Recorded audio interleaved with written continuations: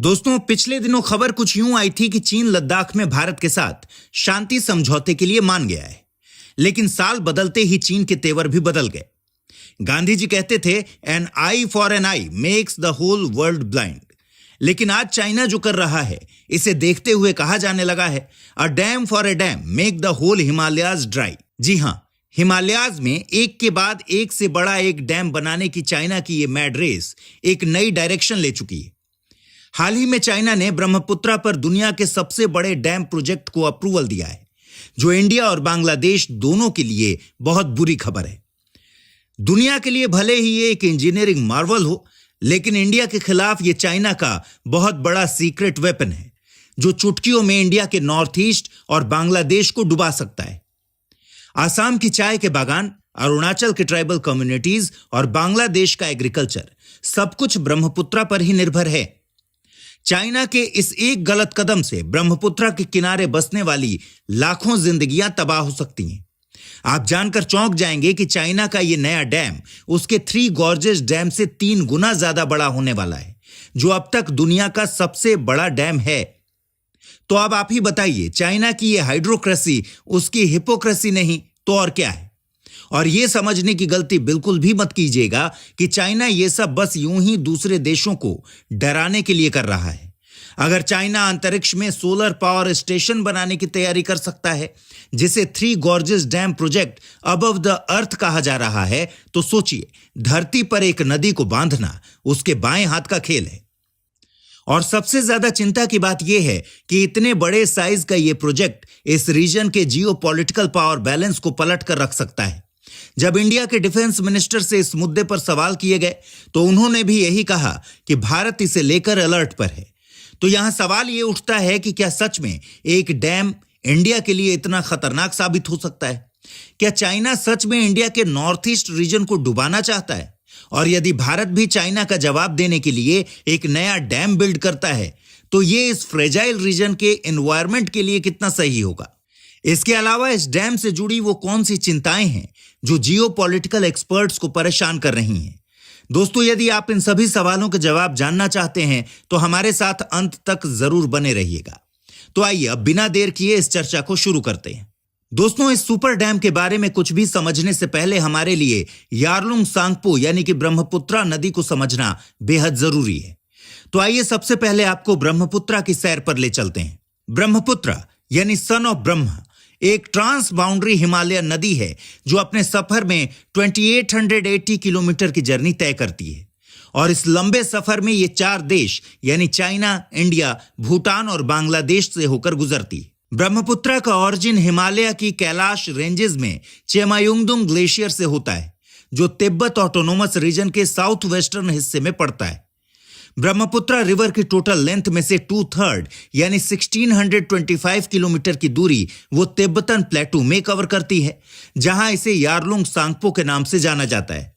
हिमालयाज के विशाल घाटियों से बहती हुई ये नदी नामचा बरवा से एक शार्प यू टर्न लेती है और अरुणाचल प्रदेश में सियांग या फिर दिहांग नाम से एंटर करती है। इस रीजन को ग्रेट बेंड रीजन के नाम से भी जाना जाता है।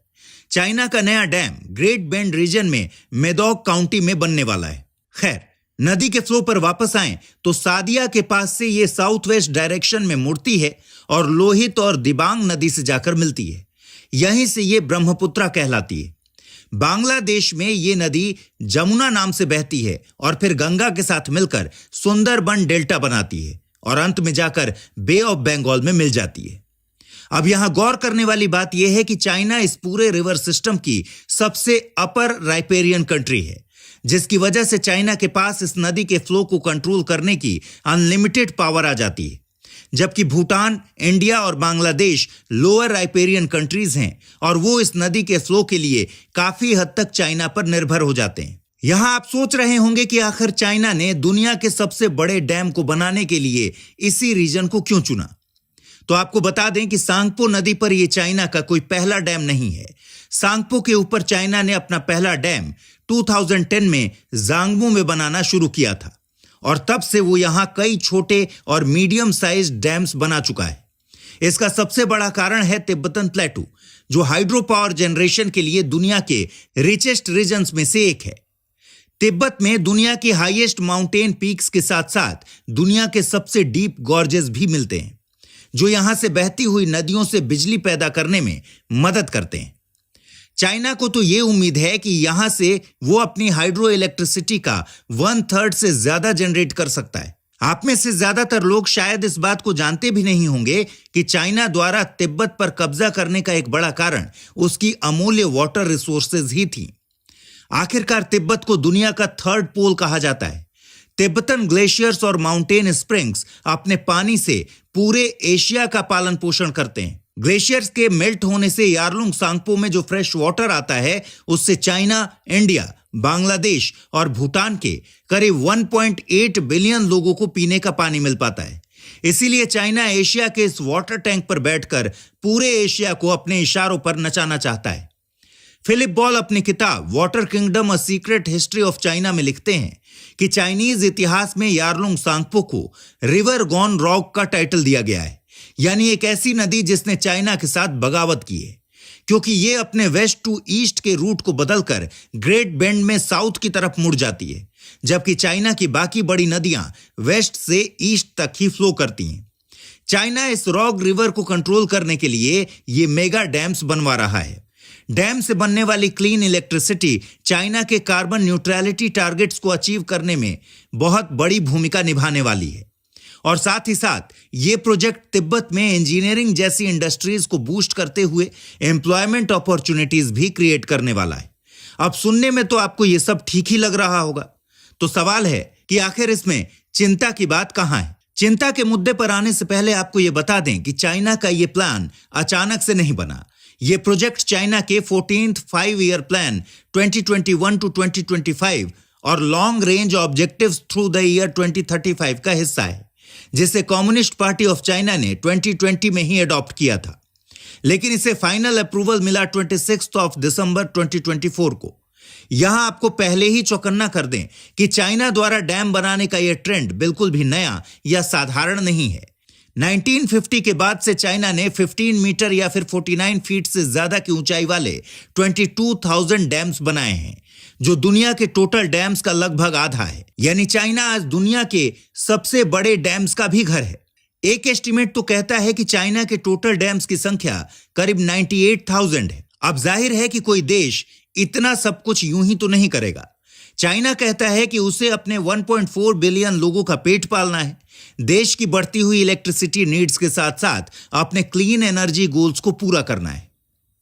नतीजा यह है कि वो अपनी लगभग सभी इंटरनल रिवर्स को बांध चुका है, और अब उसका पूरा फोकस उन इंटरनेशनल रिवर्स पर है जो चाइना के अलग अलग हिस्सों में जन्म लेती हैं या फिर उससे फ्लो करती हैं। चाइना के डैम्स की लंबी कतार में 3 गॉर्जेस डैम भी शामिल है, जो चाइना की यांगजी नदी पर 2006 में बनवाया गया था। यह डैम लगभग 2.3 किलोमीटर लंबा और 185 मीटर ऊंचा है, और इसके पास 32 मेन टर्बाइंस हैं जो हर एक साल 22,500 मेगावाट्स की इलेक्ट्रिसिटी प्रोड्यूस करते हैं। यह आज के समय में दुनिया का सबसे बड़ा और सबसे ज्यादा कंट्रोवर्शियल हाइड्रो इलेक्ट्रिक प्रोजेक्ट है। नासा ने यह वार्न किया है कि यह डैम धरती के रोटेशन को 0.06 माइक्रोसेकंड से कम कर चुका है।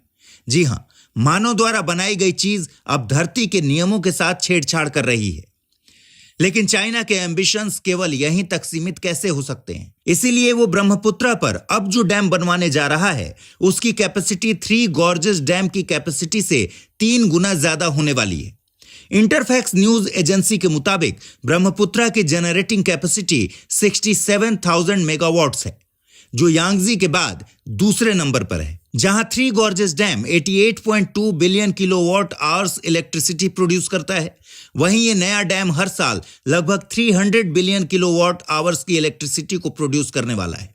ये डेटा ईयर 2020 में power construction corporation of China के द्वारा दिए गए एस्टिमेट्स के अनुसार है। 3 गॉर्जेस डैम में $34.83 बिलियन का खर्च आया था, लेकिन इस मेडॉग डैम की एस्टिमेटेड कॉस्ट $137 बिलियन बताई जा रही है।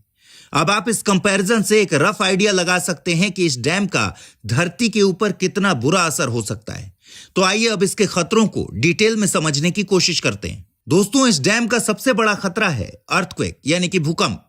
तिब्बत एशिया के सबसे ज्यादा अर्थक्वेक प्रोन एरियाज में से एक है। 1950 में 8.6 मैग्नीट्यूड के असम तिब्बत अर्थक्वेक ने इस रीजन में जो तबाही मचाई थी, वो इस रीजन के डिस्ट्रक्टिव पावर का सबसे बड़ा प्रमाण है। और ज्यादा दूर भी क्यों जाना है, 7 जनवरी 2025 को ही यहां 7.1 मैग्नीट्यूड का एक भयंकर भूकंप आया है। इसने फिर से इस बात की चेतावनी दी है कि तिब्बतन हिमालयाज के फ्रेजाइल नेचर के साथ छेड़छाड़ करना मानवता के ऊपर बहुत भारी पड़ सकता है।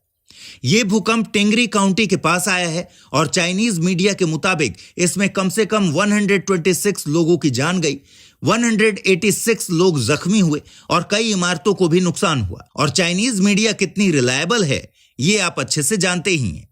खैर, उससे भी ज्यादा खतरनाक बात यह है कि यहां पिछले साल ही 3 मैग्नीट्यूड के आसपास 100 से ज्यादा भूकंप रिकॉर्ड किए गए हैं। गौर करिएगा कि इन सब का कारण कोई रहस्य नहीं है। हम सब जानते हैं कि इंडियन और यूरेशियन टेक्टोनिक प्लेट्स लगातार मूव कर रही हैं। हिमालय का फॉर्मेशन भी इसी मूवमेंट के कारण हुआ था और इसी मूवमेंट के कारण हिमालय की ऊंचाई भी लगातार बढ़ रही है।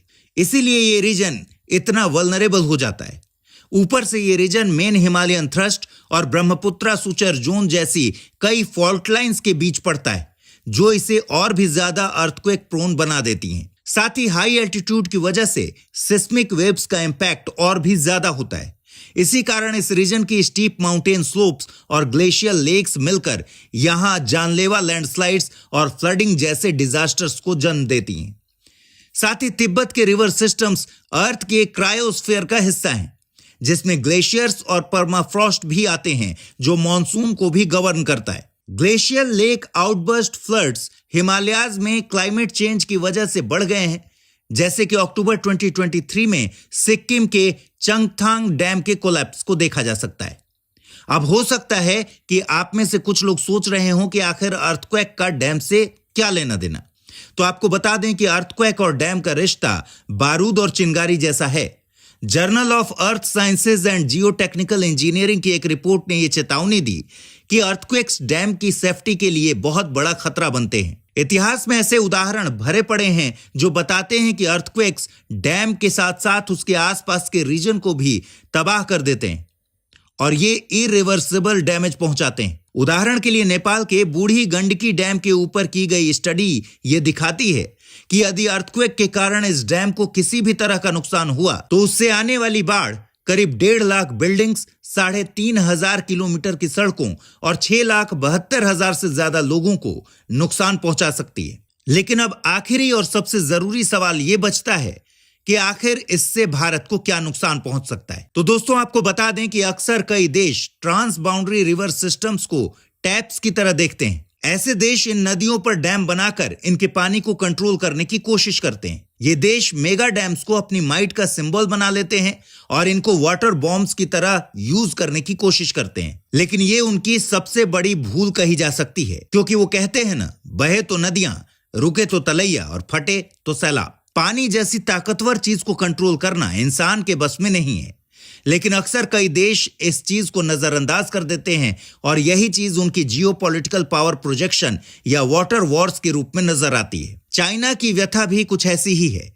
ये एशिया के वाटर टावर के ऊपर बैठकर अपने टेक्नोलॉजिकल और मटेरियलिस्टिक पावर से यूनिलैटरल हाइड्रो पावर डेवलपमेंट किए जा रहा है। जैसा कि हम देख चुके हैं, ब्रह्मपुत्र एक ट्रांस बाउंड्री रिवर है जो चाइना के साथ साथ भारत, भूटान और बांग्लादेश भी जाती है। इसीलिए ब्रह्मपुत्र की अपस्ट्रीम पर चाइना के इतने बड़े बड़े प्रोजेक्ट्स और उसके साथ की जा रही छेड़छाड़ इन देशों के लिए भी बहुत सी चिंताएं पैदा करती हैं। यहां भारत का सबसे बड़ा डर यह है कि इस मेगा डैम के बनने के बाद चाइना हमारे वाटर फ्लो को ब्लॉक कर सकता है। असल में इस प्रोजेक्ट में कम से कम 4-20 किलोमीटर लंबे टनल्स नामचा बरवा माउंटेन्स के थ्रू ड्रिल की जाने वाली हैं, जिससे यारलुंग सांगपो के फ्लो का आधा हिस्सा डाइवर्ट किया जाएगा और फिर उससे हाइड्रो इलेक्ट्रिसिटी प्रोड्यूस की जाएगी। तो जाहिर सी बात है कि इस नदी में वाटर का फ्लो बहुत कम हो जाएगा, जो खास तौर पर ड्राई सीजन में लोअर राइपेरियन स्टेट्स में पानी की किल्लत पैदा कर सकता है।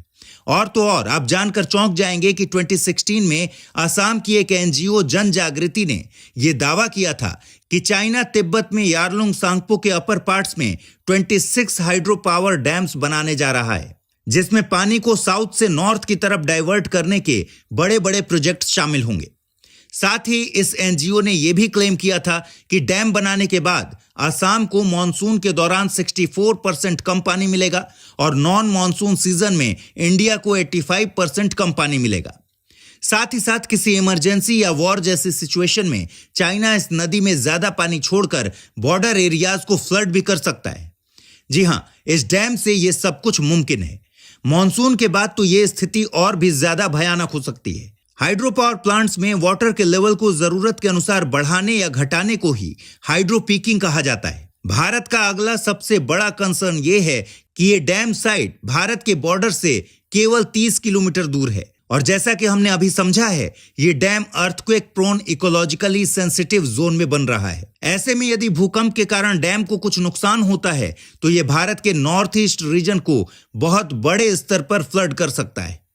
ऊपर से ब्रह्मपुत्र दुनिया की सबसे बड़ी पेरेनियल रिवर्स में से एक है, जो लोअर राइपेरियन रीजन के लिए उपजाऊ मिट्टी लेकर आती है और उसको मैदानी इलाकों में जमा करती है। लेकिन हाइड्रो पीकिंग की वजह से लोअर राइपेरियन रीजन में वाटर टेम्परेचर, सेडिमेंट का कंपोजिशन, सेडिमेंट का transport, surface water levels, monsoon के पैटर्न्स और ग्राउंड वाटर सिस्टम्स भी प्रभावित हो सकते हैं। ये बड़े डैम प्रोजेक्ट्स नदियों के इकोसिस्टम को डिस्टर्ब करते हैं, जिसकी वजह से इस पर निर्भर एक्वेटिक लाइफ और लोकल वाइल्ड लाइफ को भी नुकसान पहुंचता है। ऊपर से कई बार अर्थक्वेक्स और लैंडस्लाइड्स नदियों के रास्तों में सेडिमेंट बिल्डअप कर देते हैं, जो नदी के फ्लो को ही ब्लॉक कर देता है। इंडिया का नॉर्थ ईस्ट रीजन और Bangladesh already heavy populated region है, जो एग्रीकल्चर पर डिपेंड करते हैं और यहाँ फ्लड प्रोटेक्शन सिस्टम की भी काफी कमी है। तो ऐसे में ये सारे फैक्टर्स मिलकर इस रीजन के एग्रीकल्चर को भारी नुकसान पहुंचा सकते हैं। दोस्तों, अब आप सोच रहे होंगे कि इतने खतरनाक मुद्दे पर दोनों देशों के बीच बैठकर बातचीत करने का क्या कोई रास्ता नहीं है?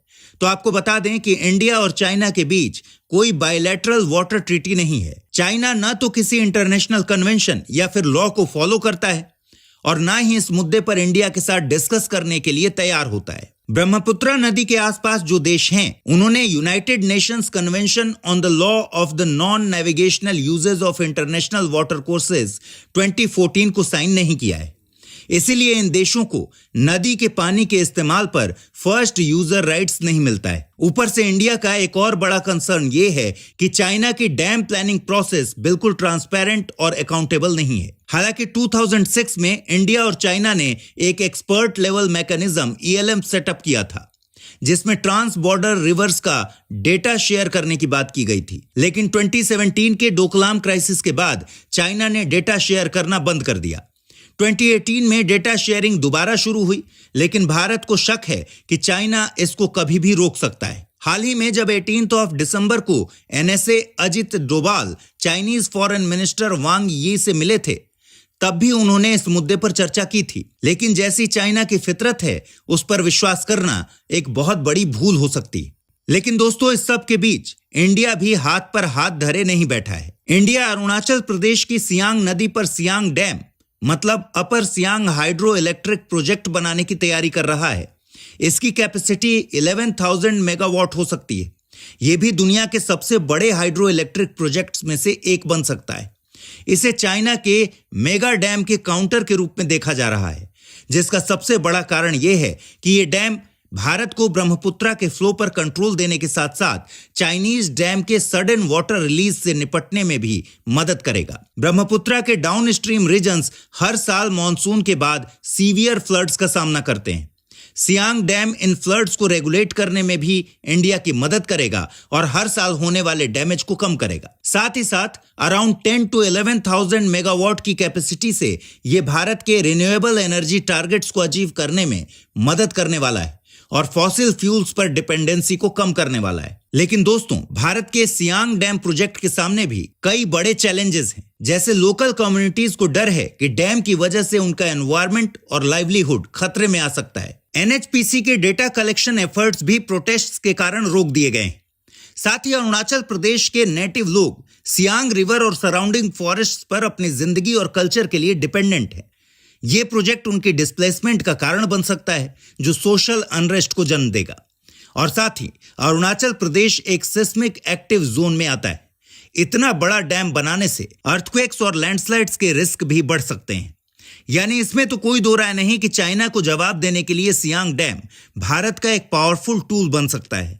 लेकिन इससे जुड़े सोशल और इकोलॉजिकल चैलेंजेस इसकी सफलता में बड़ी बाधा भी बन सकते हैं। और अगर इन चैलेंजेस से भी निपट लिया जाए तो भी चाइना की ओर से इस तरह का खतरा आगे नहीं बढ़ेगा, इसकी कोई गारंटी नहीं है। इसीलिए अब वक्त आ गया है कि भारत अपने इंटरेस्ट्स और राइट्स को प्रोटेक्ट करने के लिए बायलैटरल नेगोशिएशंस और इंटरनेशनल अग्रीमेंट्स के थ्रू चाइना पर प्रेशर बनाए और इस सिचुएशन की हर छोटी बड़ी गतिविधियों को लेकर चाइना को जवाबदेह ठहराए। इस पूरे मुद्दे पर आपके क्या विचार हैं, हमें